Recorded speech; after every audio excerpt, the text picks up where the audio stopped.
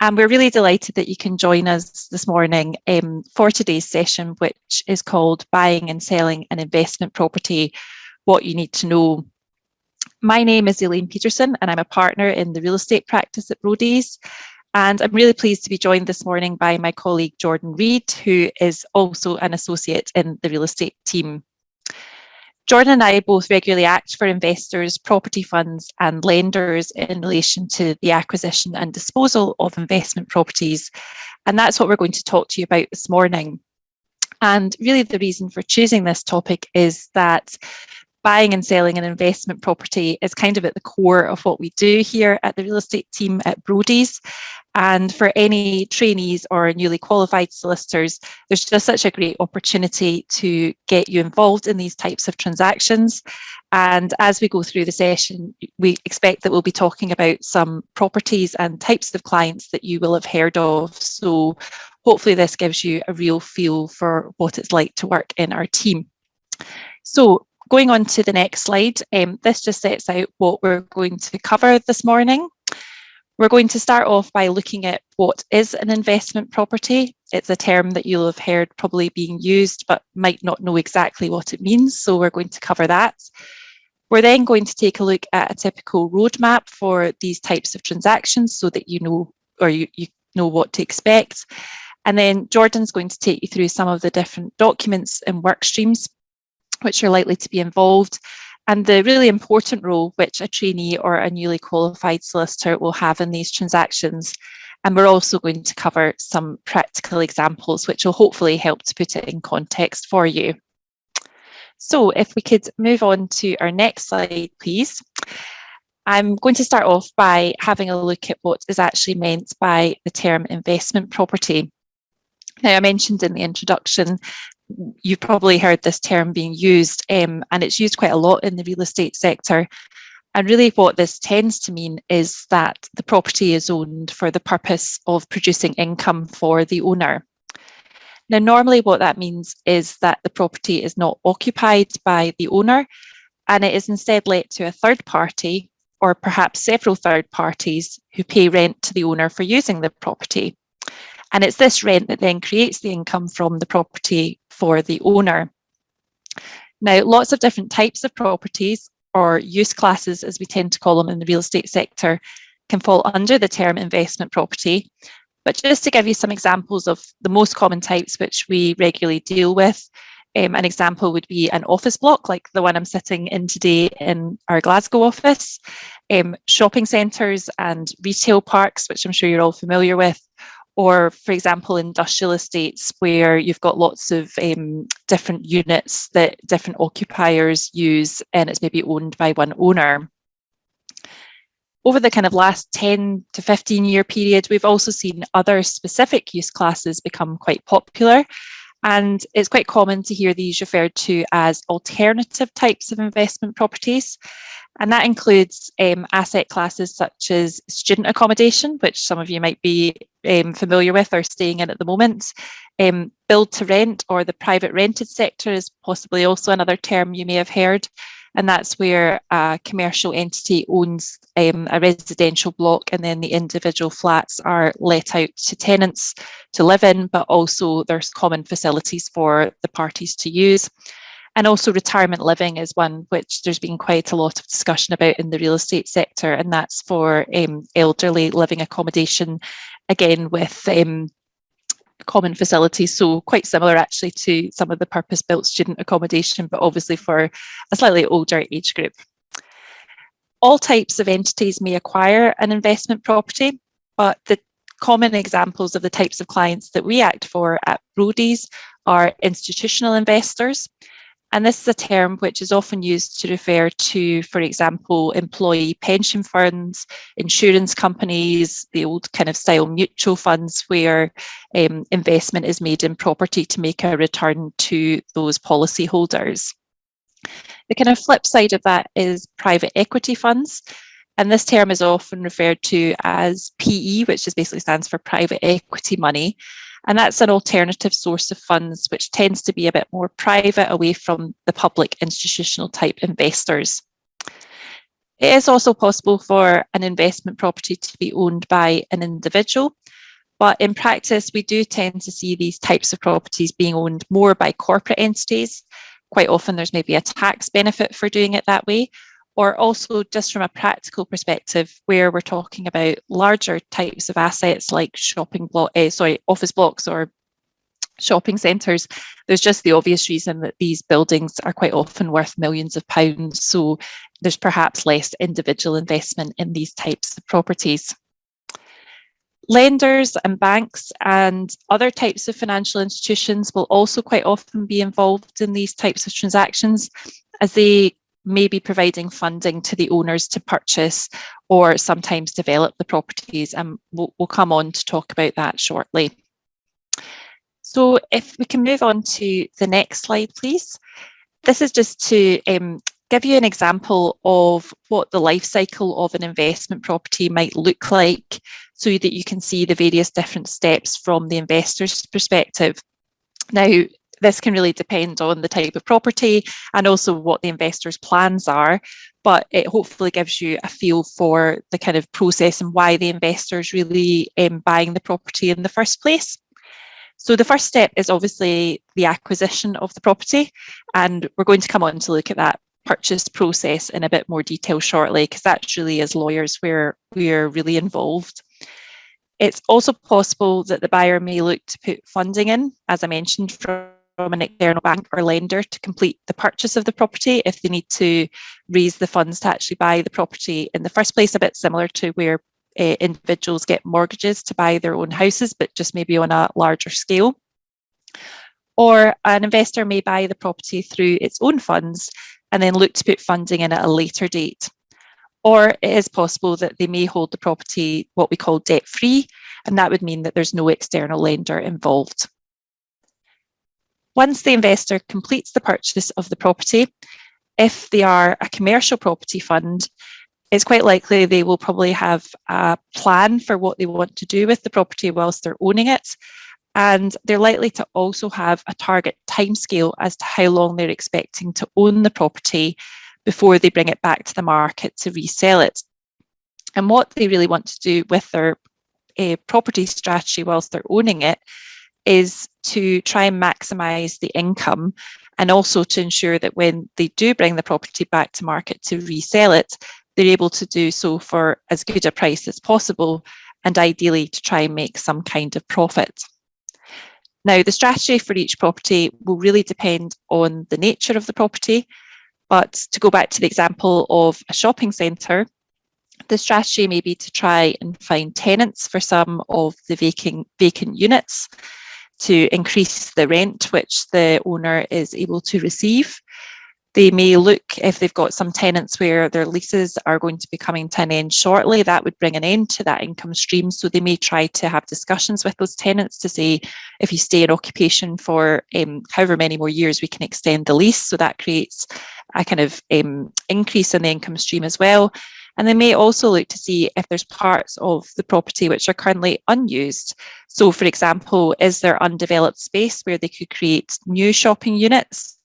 Or could they add in other facilities? And if you think about some of the shopping centres we have in Glasgow and Edinburgh, there's been quite extensive development of those over the kind of last 10, 15 years to create leisure facilities such as cinemas and restaurants, which obviously also increase the value of the property and provide the owner with a further opportunity to receive income. Once the property strategy, whatever that has been, is being met, the investor may look to resell the property. Maybe depends on what's happening in the market. To give you an example, obviously over the last 2 years, we've had COVID restrictions that may have impacted on what some investors have decided to do, whether they decide they're going to hold on to a property for longer, or whether they think it's a good point to actually sell the property. And again, Brexit was another thing that investors were looking at. They will absolutely be looking at what's happening in the world at the moment in terms of global events and how that may affect property prices. So all of that needs to be taken into account by the investor, but at their end goal is normally to resell the property, and then the process effectively starts again for whoever acquires it. So if we could move on to the next slide, please. The way all of these transactions tend to start off is by what is known as heads of terms. And the heads of terms are a document which basically just set out the commercial terms of the purchase and sale, which have agreed between the buyer and the seller. So for a commercial property, quite often the parties will have independent commercial agents to negotiate the terms on their behalf, a bit similar to the way that you would have a lawyer acting for the buyer and a lawyer acting for the seller.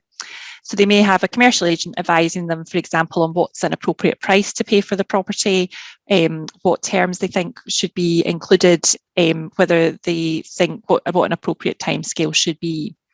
And the level of detail contained in the heads of terms will really depend on the parties involved and the type of property.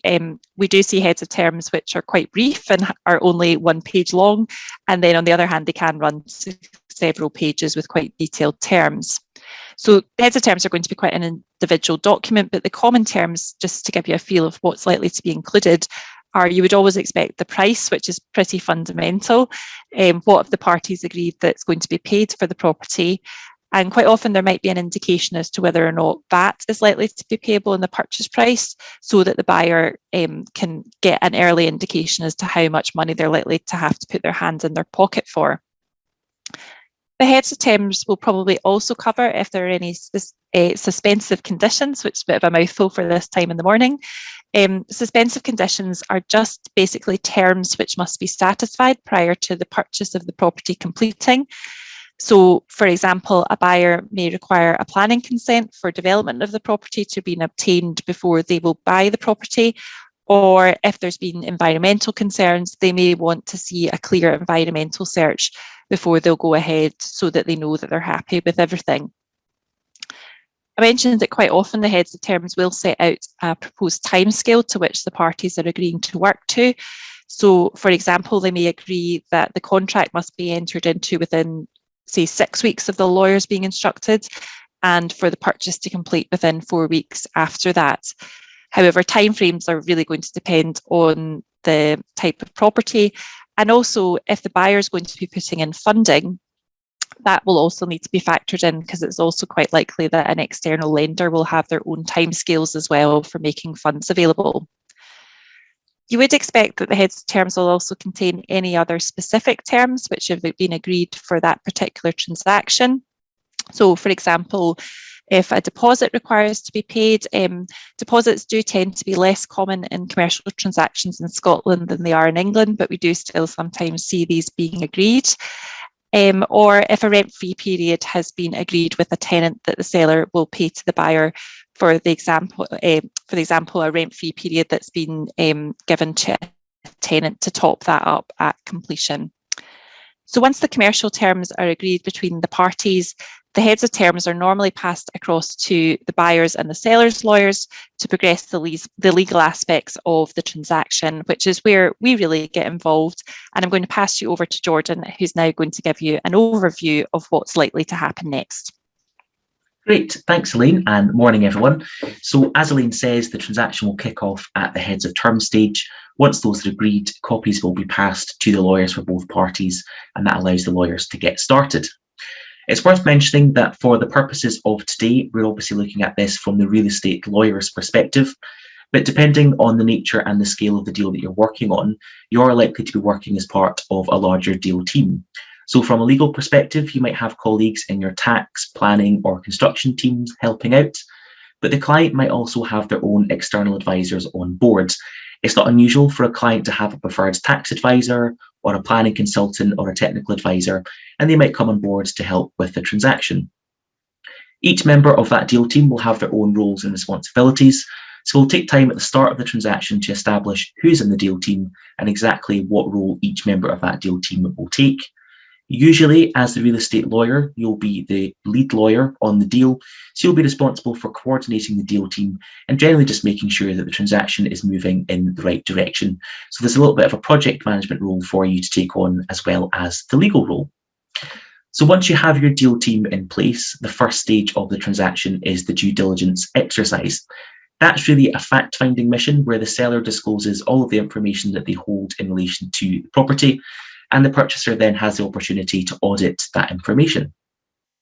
So from a real estate perspective, we're looking to drill down into the title deeds, the searches from the land register and the local authority, and the leases, and we're really just looking to make sure that those are all in order. And what we mean is that we're first of all checking that the seller has title to the property and they're able to sell it. We're also looking to make sure that there are no issues or red flags from a legal perspective that we want to be aware of. As you're progressing your DD exercise, there will be further documents that you want to see or questions that you want to ask. So the purchaser will pull together a requisitions list, which is effectively a table of queries. The deal team will feed into that and it will be circulated to the seller. The seller's team will hopefully then populate that with responses and return it to the purchaser's solicitor. And that question and answer process will continue back and forth until the purchaser is satisfied that they've seen everything that they want to see. So what do you do with all of that information once that process is complete? Well, ultimately, it's for the purchaser to decide whether they want to proceed with the purchase. So we need to let the purchaser know what we've looked at. So we'll pull together a report which will summarise what we've looked at and the outcome of that review. All going well, there'll be no substantial issues. Our report will be pretty short form. We'll provide the client with a plan of the property that they're buying and flag anything that the client might want to be aware of. More often than not, though, there will be the odd red flag or issue that we've identified that we want to draw to the client's attention. And the sorts of things that the client will be interested in will be restrictions on their ability to use the property in the way that they want to, and any issues which are likely to cost them money or involve them in disputes. If there is a legal remedy to any of the issues that we've identified, more often than not, we'll be asked to go and pursue that with the seller's solicitor, but quite often the parties will come to their own commercial conclusions. So for example, a purchaser might be willing to take on certain risks in exchange for a chip in the price. So our reporting exercise is really our opportunity to flag to the client what they're buying and exactly the terms on which they're buying it. As I say, we'll cover off any issues that the client might want to know about. We'll explain why those issues are issues, in our opinion, in the context of the transaction, and we'll let the client know what they can do to mitigate any risks. So once we've completed that exercise, we'll move on to negotiating the transaction documents, although ordinarily, for the purposes of timescales, you'll be negotiating those documents alongside doing your DD exercise. So the key transaction document that we want to focus on are the missives or the purchase contract. So the heads of terms that we've spoken about already are usually deemed to be non-binding on the parties. So the lawyers want to get a binding contract between the parties as soon as possible. And those are the missives or the purchase contract. Usually the seller will pull together the first draft of the purchase contract, and that will be negotiated back and forth between the parties until both parties are satisfied.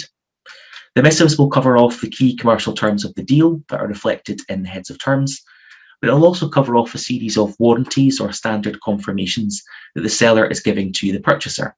So for example, the seller might confirm that they're not aware of any breaches or they're not aware of any disputes in relation to the property. The purpose of those confirmations is really to give the purchaser additional comfort, but the confirmations are also designed to force the seller to flag anything which might be of relevance to the purchaser. You'll also see clauses which cover off what the parties need to do at completion, which we'll look at in more detail shortly. And there'll also be clauses covering off what happens if for any reason the parties can't or don't want to complete the deal at a later date.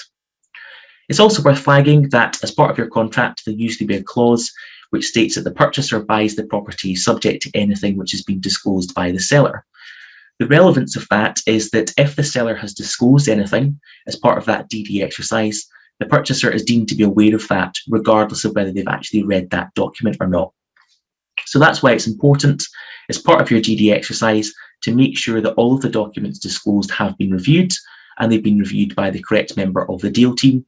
If, as part of that DD exercise, you're aware of documents that you're not reviewing, and you suspect that those won't be reviewed by other members of the deal team, it's important to flag that to the client so they know what documents haven't been reviewed and they can assess the risks of that. So that's your purchase contract, but alongside that, you'll have a whole host of other ancillary documents which will need to give effect to the transaction. So the most important was probably going to be the disposition, which is the document that transfers title from the seller to the purchaser. But depending on the type of transaction, you might have a whole host of other documents. So for example, there might be releases of existing securities, there might be construction documents, and there might be documents in relation to the underlying leases. The process will follow a similar process to the purchase contract, although usually the purchaser will prepare the first drafts. The drafts will be negotiated until both parties are happy, and usually copies of the agreed form documents will be added to the back of the contract so the parties know what they're signing up to. So what do we do once all of those documents are agreed? Well, again, it's ultimately for the clients to decide that they want to proceed with the transaction. So what we need to do is we need to report to our clients on the terms of the contract. And we do that for two reasons. First of all, the client is ultimately the party to the contract, so they need to know what they're being contracted to do. But also in Scotland, it's actually the lawyers that sign the contract on behalf of their client, rather than the client signing the contract directly. So we need to have something on our file which confirms that we have the authority and approval of our clients to bind them in that contract. So we'll issue a report summarising the key terms of the missives, and we'll hopefully then get confirmation that we conclude the contract. So once we get that confirmation through, that leads us to the first key milestone in our timeline, which is exchange. And that's just the date on which the contract is concluded and is binding on the parties. As Elaine mentioned, usually the clients will be keen to get to that point as quickly as possible. The seller in particular will want to know that the purchaser is on the hook to buy the property and can't simply change their mind and walk away. The exchange is really only one part of the story. The key date or the key milestone in that timeline is completion.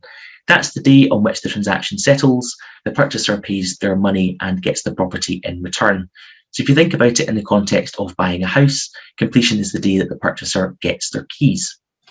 So at completion, both parties will be obliged to provide the other with certain documents. That will all be covered off in your purchase contract. Generally speaking, the purchaser pays the price to the seller, and the seller will deliver a whole host of signed documents to the purchaser. Usually, but not always, there'll be a gap between exchange and completion, and that's just to give the parties enough time to get everything together. Signatories can often be dotted all over the world, and the purchaser will need time to pull together their money. Quite often, the purchaser might have a lender, so there'll be some extra hoops to jump through there. At completion, the lawyers will deal with completion directly and the exchange of the completion deliverables, and from the client's perspective, the deal is done. From the lawyer's perspective, there's usually a couple of post-completion matters to deal with, like getting documents off to the land register, but completion is the big day, and from that day onwards, the client can take entry to the property, and you'll hopefully have a very happy client on board when you reach that stage. So that's a really brief canter through a typical transaction timeline. It's worth just flagging that every transaction is different. So the heads of terms will be different for each deal. You might have a different scope for your DD exercise, and the terms of the missives and the documents that you're agreeing will also be different. So whilst all the transactions will follow the same rough roadmap, every transaction's different. So there are no 2 days the same in real estate. So that's all I was going to say for now, but I think we'll now move on and have a look at a couple of recent examples.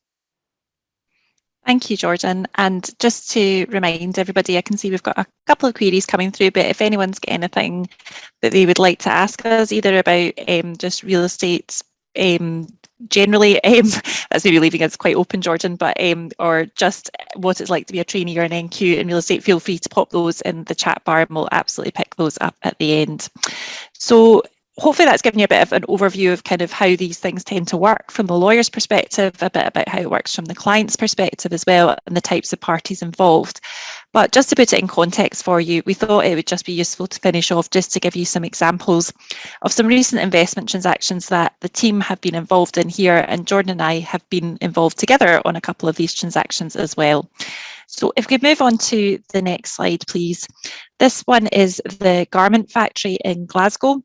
It's an office block that we bought for an investment fund client a few years ago. It was an ex-derelict council building on Montrose Street in Glasgow.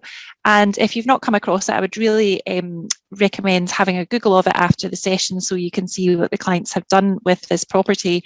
It's really a fantastic office space now, really modern design and some quite interesting quirks to it as well, which makes it just a really interesting office space in the city centre of Glasgow. Brodies' involvement was that we acquired the title for these clients, so we went through that whole process that Jordan outlined in terms of the due diligence. Once they bought the property, they got consent, all the necessary local authority consents to develop the property. We worked with them on the development, and then we also worked with them on letting the property to various different occupiers.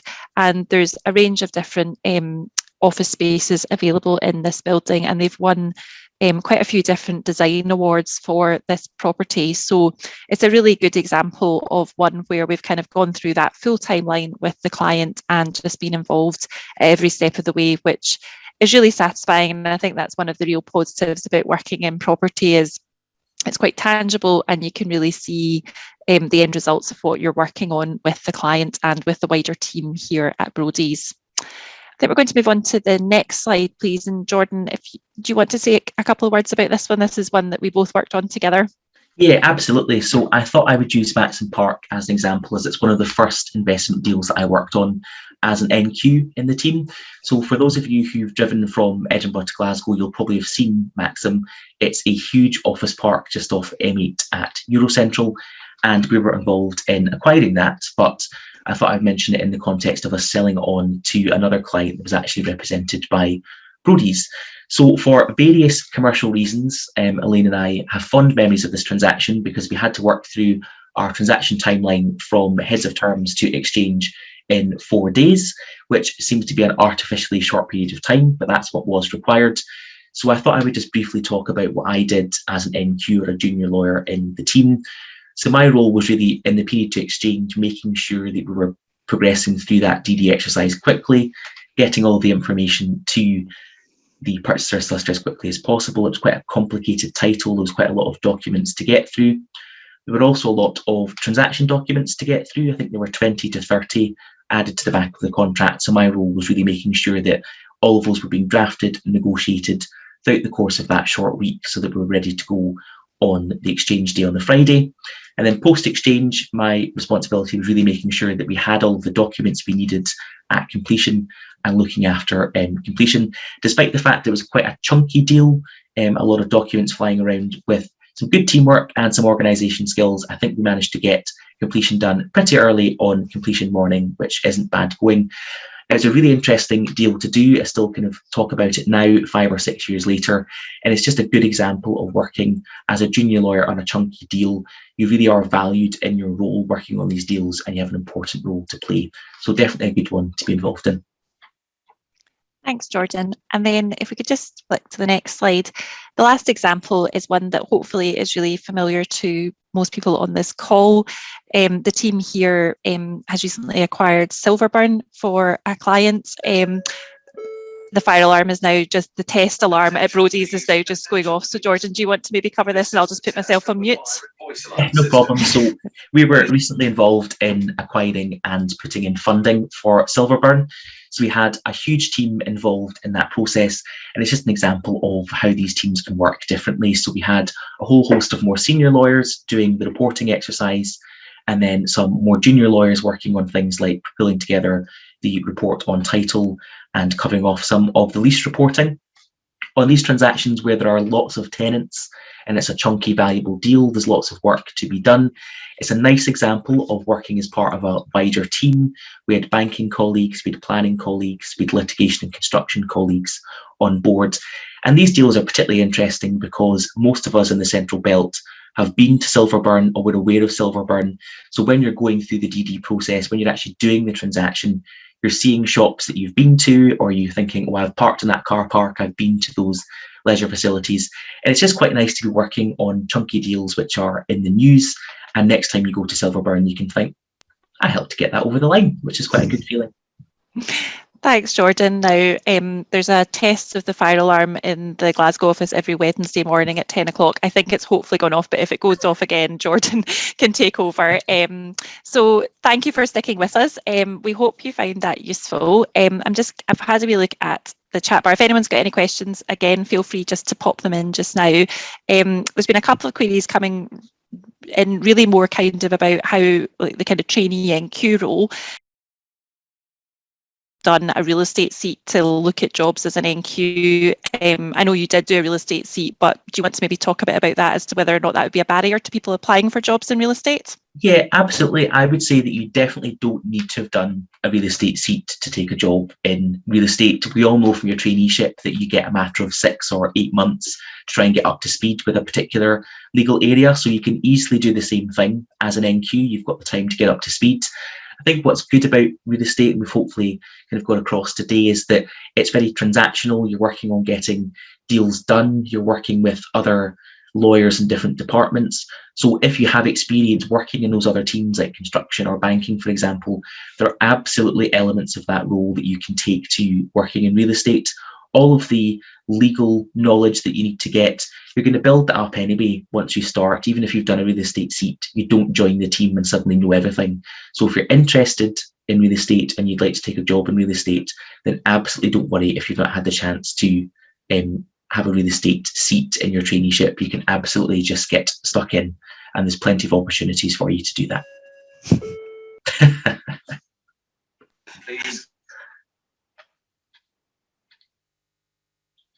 I think one of the other questions I know that we did have coming up was whether as a junior lawyer you're always obliged to kind of work as part of a wider team. I think the answer to that is that property transactions do vary. So on the chunkier deals, something like Silverburn, you will be working as part of a team. You'll want to work as part of a team in those deals because they are chunky. That's a nice way of working on your own kind of work stream, but working with other people in other teams and seeing how all of that comes together. But equally, not all investment transactions are of that scale. So I've worked on transactions where you're acquiring a standalone industrial unit or a standalone retail property. And I worked on those investment deals as an NQ with kind of limited supervision from a partner. They work in exactly the same way as the chunkier deals. They're maybe just kind of lower significance or lower value, but a really good opportunity for you to take some kind of direct responsibility and cut your teeth. So a perfect balance between working on your own deals and working part of a team, which is quite nice. And I feel like perfect example of teamwork was Jordan taking the reins there whilst the fire alarm test was completed, which you'll all be relieved to know has now taken place. Yes. And I would certainly just reiterate Jordan's sentiments there, that it's absolutely not a barrier to applying for a job in real estate if you've not done it as part of your traineeship. I think it's generally if people just show an interest in it and are really keen to learn, then we're always interested to speak to those people as well about the possible opportunities there. So that's us just coming up for 10:05. If anyone does have any questions that they either didn't feel comfortable asking on the session or that have come to mind afterwards, please do feel free to get in touch with either Jordan or myself. We're always very happy to hear any follow-up. We hope you have found that useful. As I say, just a real taster for the type of work that we're involved in, but hopefully you did find that interesting this morning, and thank you again for joining us, and have a very good day. Goodbye. Thanks everyone. Bye.